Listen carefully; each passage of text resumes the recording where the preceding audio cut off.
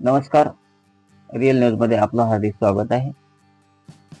संपूर्ण देशामध्ये आज ख्रिसमस साजरा करण्यात आला.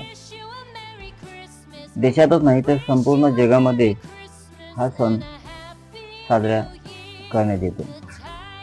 या निमित्तानं देशाचे पंतप्रधान श्री नरेंद्र मोदी यांनी चर्चमध्ये जाऊन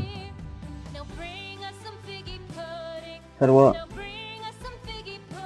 ख्रिसमस साजरा करणाऱ्या बांधवांना शुभेच्छा दिल्या आणि त्यांच्या प्रार्थनेत सहभागी झाले. लोकसभा विरोधी पक्षनेते श्री राहुल गांधी यांनी ट्विटरच्या माध्यमातून ख्रिसमस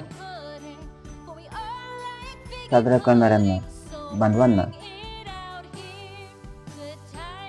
आपल्या शुभेच्छा दिलेल्या आहेत.